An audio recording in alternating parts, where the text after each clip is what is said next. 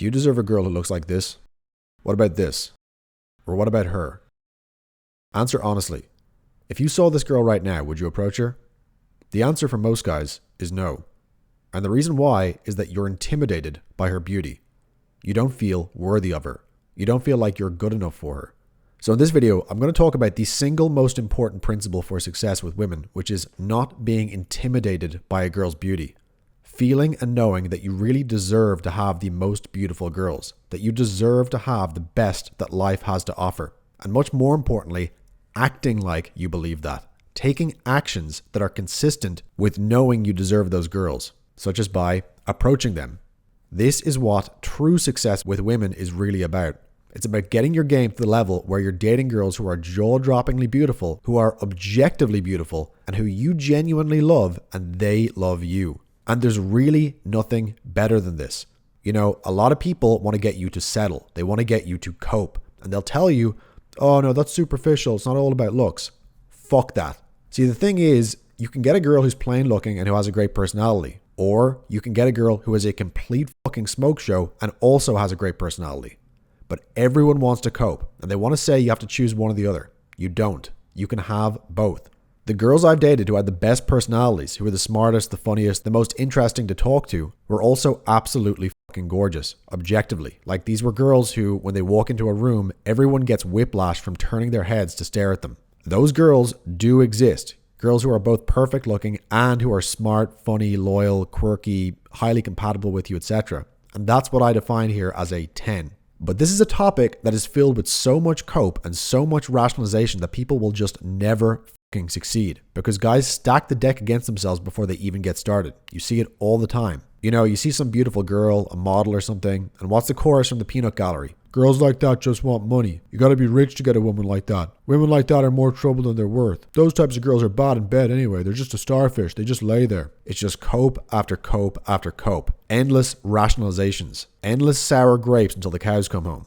Sour grapes is the mentality of our time. It is men's religion today. If you're not familiar with Aesop's fable, you know, a fox is walking in the woods and he sees some tasty grapes in a tree, but they're too high for him to reach. And so he rationalizes that, well, those grapes are sour anyway. You know, screw those grapes. I don't want them. And that is what guys do with hot girls. That is what guys do with 9s and 10s. They play cognitive mind games with themselves to rationalize that the grapes I can't reach are sour. The hot girl who they don't have the courage to approach, well, it just so happens, that girl is a low quality person. What are the odds, right? Pretty lucky it always works out like that, isn't it? So being deserving of a 10, it starts with this. Having the courage of your fucking convictions to admit that you actually want the 10.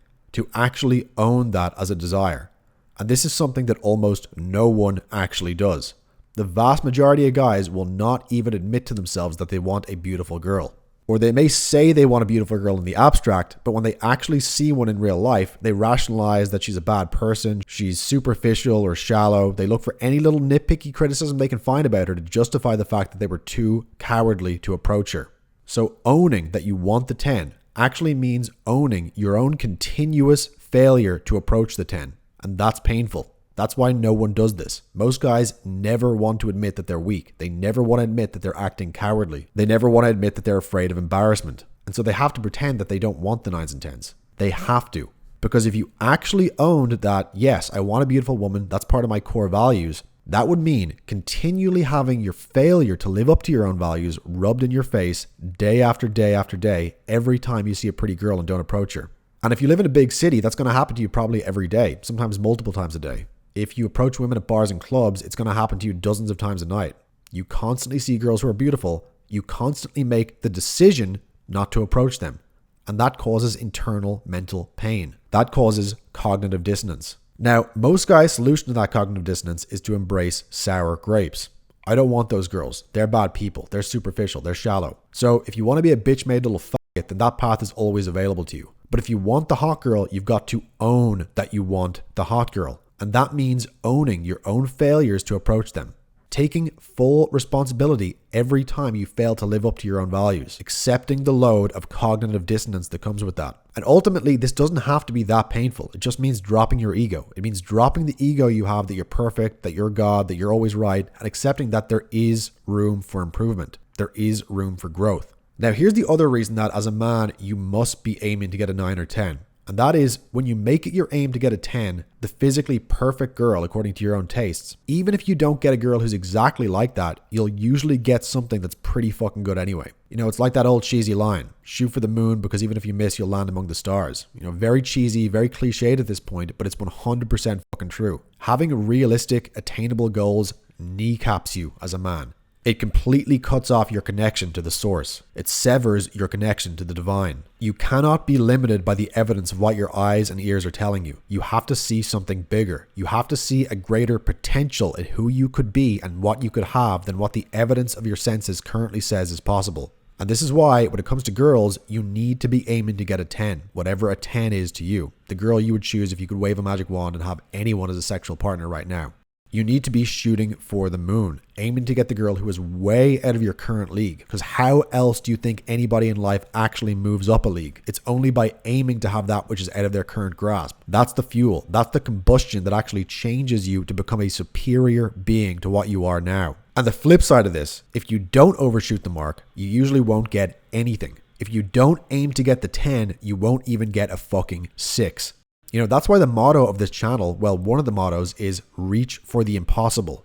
It's that Faustian spirit that built Western civilization, that built everything. It's the reason you've got electricity in your home right now. It's the reason you didn't die in the crib. It's the reason you're holding a globally networked supercomputer in the palm of your hand. This world was built by men who refused to accept reality, who did not accept what the evidence of their eyes and ears told them, and who instead insisted on asserting their will over nature, on bending reality to their will. You know, again, magnetic to models. It's an aspirational title. Am I saying I can go out and fuck a model every weekend? No, but I have done and I will do it again, and so will you. But only if you refuse to settle for anything but the best. Alright, so how do you practically go about getting that? Now, here's the funny thing about this. The problem, the actual obstacle that stops you from getting the 10 is 100% internal. It's never the girls who will stop you. It's always you. Girls will go with basically whatever guy is put in front of them. You know, I've talked about this in previous videos, but the most beautiful girls are really not that picky at all about the type of guys they'll date. Assuming you're hygienic, you smell good, you're well dressed, have a sense of style, and you're in decent shape, girls will go home with you if you, 1, approach them, and 2, stay in set long enough to let them actually feel comfortable and familiar with you. That usually means 30 minutes to an hour. But having said this, how many guys are actually going to do those two things? The answer is virtually none. Why?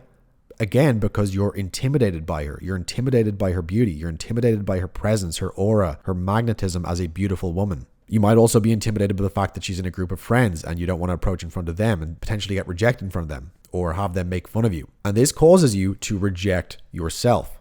So why do we do this? Why do we feel intimidated to approach the very girl who would actually make us the most happy to be with? Why don't we feel like we're worthy of the girl we actually want? And the answer is that on some level, you're not worthy of her. You're not good enough for her. And so you should feel intimidated by her. You know, realistically, if a girl is young and extremely beautiful, she can easily get a man who is objectively better than you. She can easily choose to be with a guy who's taller than you, more ruggedly handsome than you, more muscular. She could choose to be with a guy who's wealthier than you, more driven than you, has a better work ethic than you, and who can give her a better life than you can as a result. And these are called the facts. And on a subconscious level, you know this, and it's what causes you to reject yourself. You know she has better options than you, just objectively speaking. And I'm going to throw you a big curveball here that you're probably not expecting, because I'm going to say that this is actually a good thing.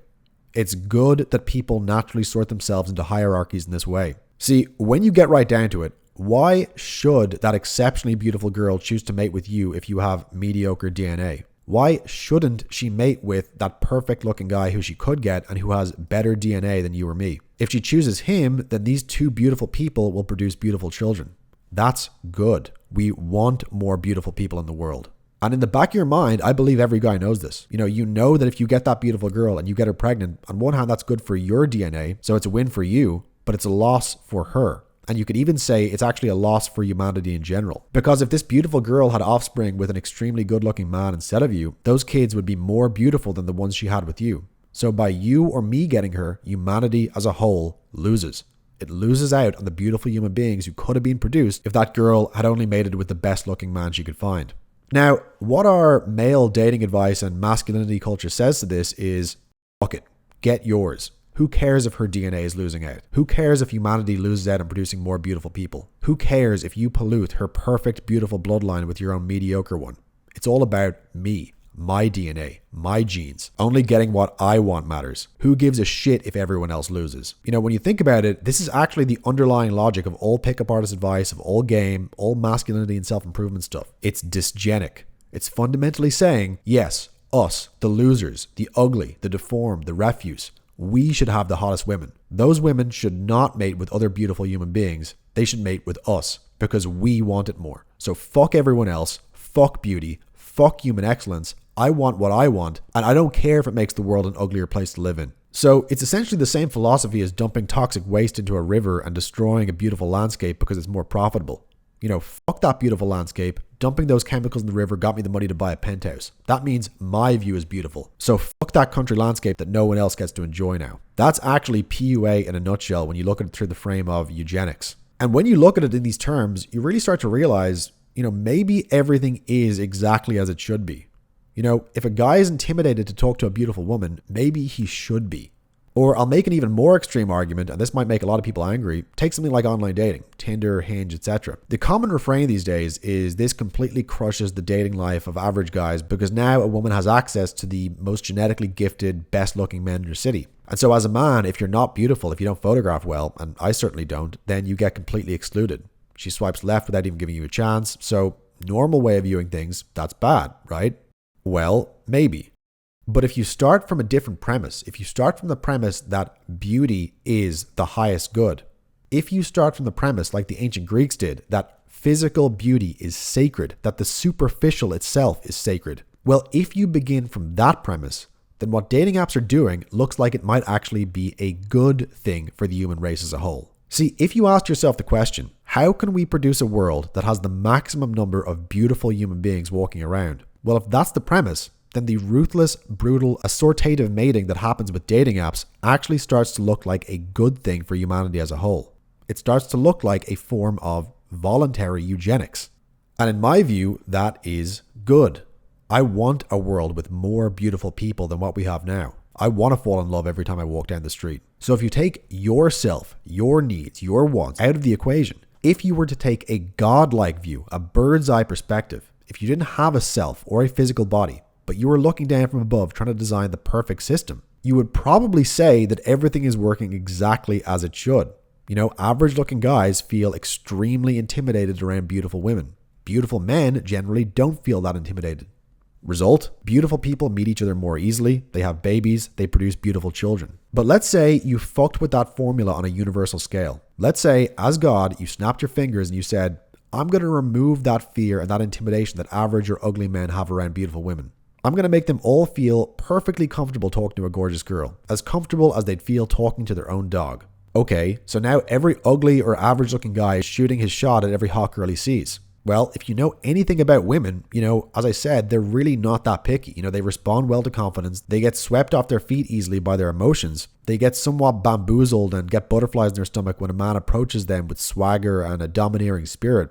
And so what would happen is many of these extremely beautiful women would wind up having sex with these ugly and mediocre guys en masse. They would produce average looking and ugly kids. Those beautiful genes would completely die out. Now, flash forward several generations of this, beauty has disappeared from the earth. Beauty has become so rare that you almost never see a beautiful person. What you see instead is that everyone is average. Everyone is ugly. Now imagine you never again saw a girl with an hourglass figure. Imagine you never again saw a beautiful human face. Is that a world you want to live in? Is that the world you would design if you were God? No. And so what I'm saying is, you need to interrogate this issue down to the bone marrow. I'm intimidated to approach beautiful women. Okay, from a limited perspective, from the selfish point of view of my ego, that's bad. But looked at in the context of higher values, of human beauty being sacred, then it's actually good that you and I and every other average guy is intimidated by beautiful girls. It's actually essential to sustaining the natural order. And this intimidation we feel for the most beautiful girls is similar to a kind of religious awe or religious reverence. It's mystical. Extraordinary physical beauty has a mystical quality to it. So having said all this, what I would suggest you do, if you would like to have a beautiful girlfriend or a beautiful wife, if you want to have more beautiful women in your life in general, what I suggest you do is you need to make a case to God for why you should be the exception to this rule. You need to acknowledge first that the rule is good, it's necessary, it's good that mediocre looking men feel intimidated by beautiful women. But then you need to make the case, an ironclad case for, nevertheless, here's why I should be the exception to that rule. You know, for every rule, there are exceptions. I was called up for jury duty a few years ago. I nearly had a meltdown. I said, this is unacceptable. So I wrote them a letter, a very, very polite letter, in which I asked them to excuse me, given that I'm self-employed and I can't afford to take time away from my business. You know what happened? They wrote back and they said, okay, you don't have to do jury duty. So for every rule, there is an exception. An appeal can be made. And it's the same with this. Why you, as an average or mediocre guy, should get to be with exceptionally beautiful girls. You need to make a case to God for this. And the starting point is to acknowledge reality. It is to try to be as impartial as God is. And this means recognizing the facts. Take a beautiful girl. Let's say it's this one. You know, just a picture I found online. Now think about her options. If she chooses you, it's not just that she gets you. It's also that she then necessarily loses out on every other guy she could have had instead of you. So a girl like this could be with guys who are far more physically attractive than you. She could be with a guy who's wealthier than you, who can give her a better life than you. And given that that's the case, why should she say no to all those other options and instead choose you? That is the case you need to be able to make to God. That is the case you need to have worked out in your own mind. To the point where once you've answered this and once you've fully convinced yourself and God that you have some very compelling answers to that question, you will never feel intimidated by a beautiful woman again. Because you will know with your whole being, and God will know, if she chooses me over these other guys, she's going to have a better life. And when you know that, when you are fully convinced of that, then there is no more approach anxiety. There is no more nervousness in talking to girls. There's just pure, blank, empty matter-of-factness. It's unemotional. It's objective.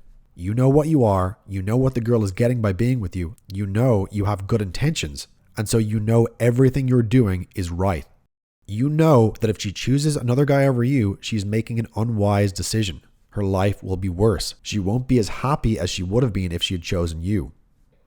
Okay, so how do you do this? You know, obviously your answer to this needs to be personal. What I suggest you do is get out into nature, maybe hike up a hill, and then find a quiet place looking out over the horizon. And then in your mind, pray to God.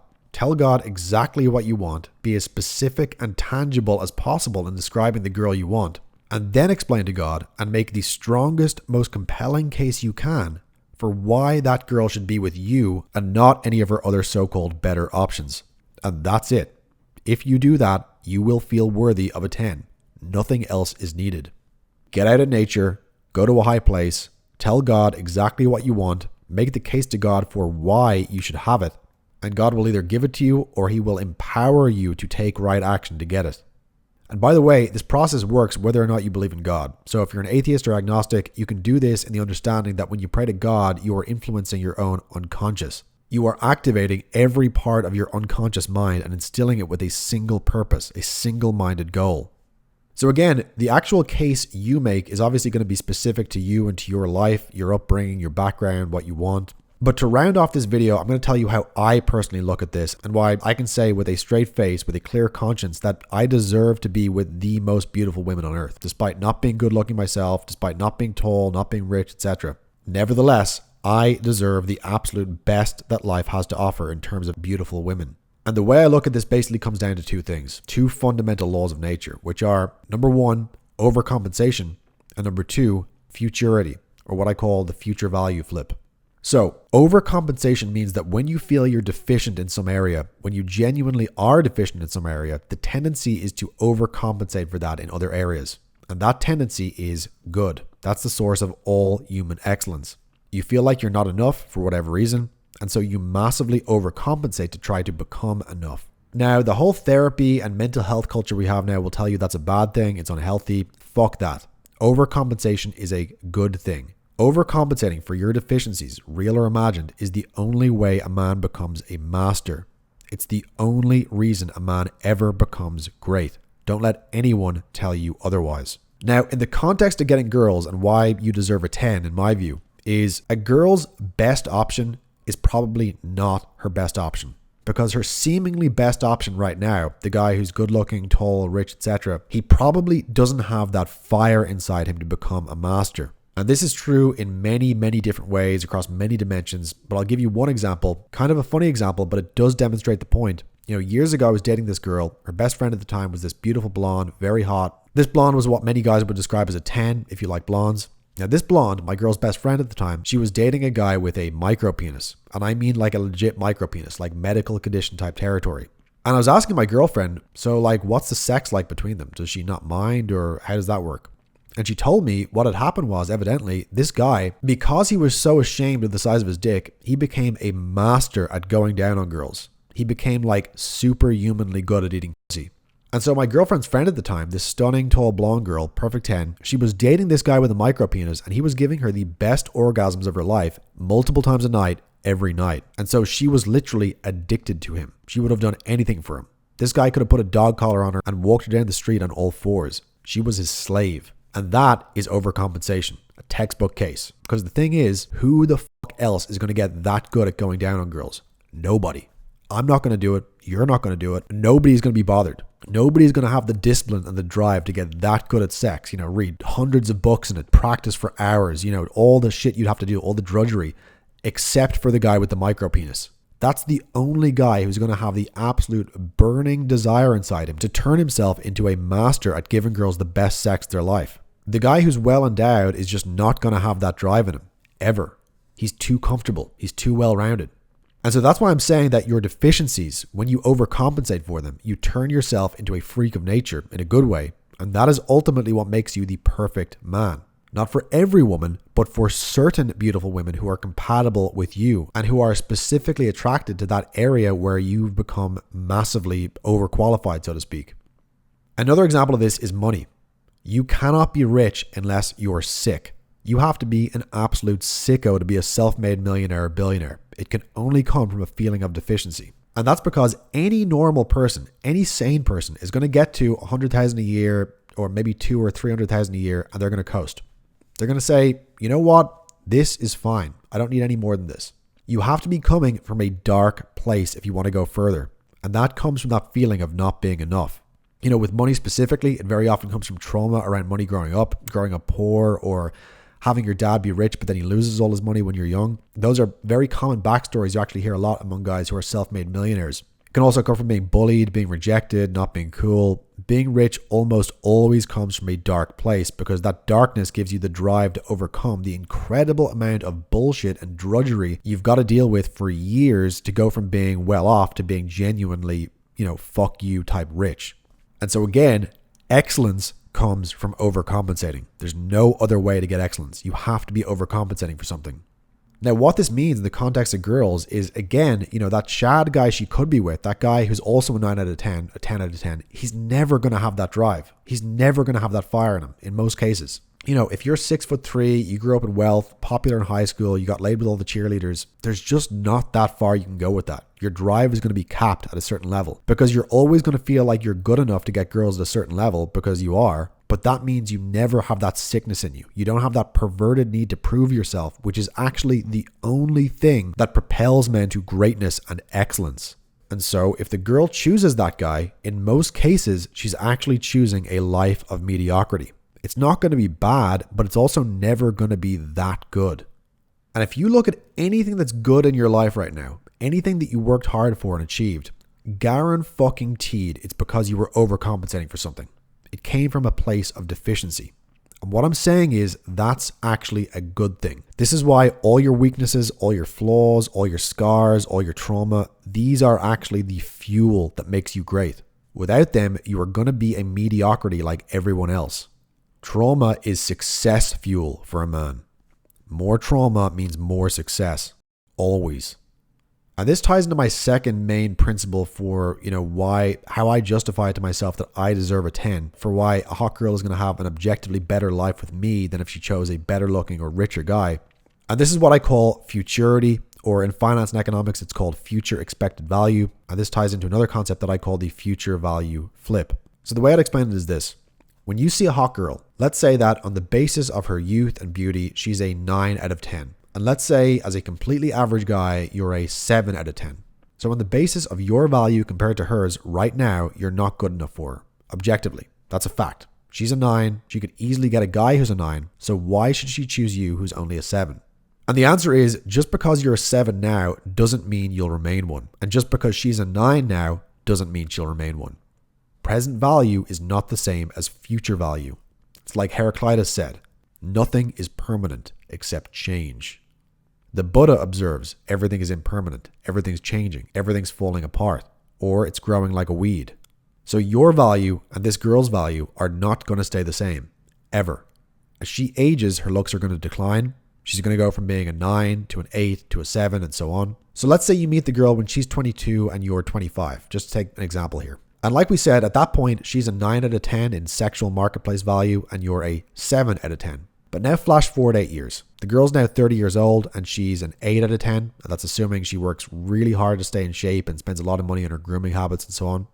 Well, you, on the other hand, you're now 33. And if you've been working on yourself, odds are you're now making more money. You're way more established in your career. You've been going to the gym. You're more jacked than you were when you were 25. You've got a better skincare routine. You're better dressed. You've got a better sense of style. You're more socially savvy. You're more outgoing. You're more charismatic. You're funnier. And you also just have that grounded, calm confidence and that kind of swagger that can only come with age.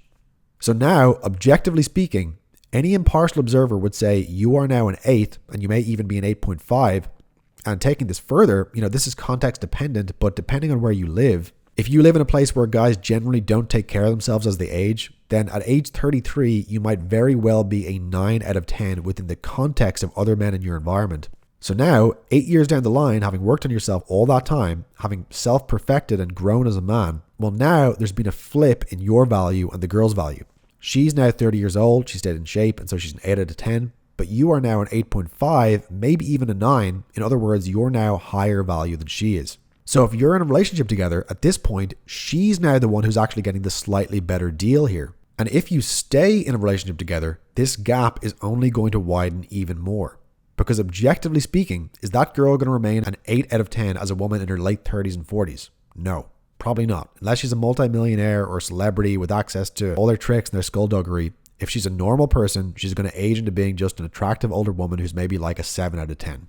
Whereas you, at 33, you've still got a long way to go in terms of growing as a man and increasing your value. You're only going to get richer and more established. If you stay on top of your health and fitness, you could very realistically look as good or even better at 40 than you did at 33. Many guys do. And especially nowadays with things like hair transplants, hair dye, better skincare, better nutrition science, etc. Your dominance also improves. Your ability to deal with people, to solve problems, to work a room. All of these things are only going to keep going up as you hit into your 40s and 50s. I mean, every single person watching this, when you picture a king in your mind, you're imagining a man in his 50s at least. You're not thinking of a guy in his 20s or even in his 30s. That king archetype is something that a man can only even begin to grow into in middle age. So now, look at this relationship in terms of future expected value. Remember, you met this girl and started dating when she was 22 and you were 25. She was a 9, you were a 7. But flash forward 15 years, she's now 37 and you're 40. She's a good-looking older woman. She stayed in shape. She's attractive for her age. But if we compare her to all women, including girls in their 20s, she's roughly a 7, okay? I mean, to put it charitably here. But you, her partner, you're now 40 years old. You've been working on yourself this entire time. As a result, you're now wealthy, you're worldly, you're tanned, you're immaculately well-dressed. Objectively speaking, you're an 8 or a 9 to all women of all ages. I mean, let's be completely blunt here. There's a lot of younger girls who do not want to date a 40-year-old man, but there's a fuckload of younger girls who do. And that's just the brutal fucking truth. There's no getting around it. That's always going to be the case. So again, when you first saw her in the bar or club, in the present moment, in that situation, you felt unworthy of her because your value in the present was lower than hers. You felt intimidated to approach her because she's so much better looking. But if we look at future value and the future value flip, then actually it's her who's winning by being with you. It's 100% her. She is the winner in this situation. So when you approach her, when you approach that 10 at the bar, you are basically handing her a $1 million check. You're doing her a huge fucking favor. You're exercising enormous generosity and magnanimity when you approach her, when you sleep with her, when you give her the opportunity to prove herself as a candidate for a long-term relationship. Now, one objection you might have to this, logically speaking, is you might say, well, okay, it's true that my value might be higher than hers over the long term, but isn't that also true of the better looking, richer guys she could choose right now? In other words, if she's a 9 or 10, then why not choose to be with a man who's a 9 or 10 now? Because he's only going to go up in value as well. And so that would be an even better deal for her, right? Wrong. Because here's where this gets interesting. What's going to happen in that case? What always happens is that the guy is going to dump her.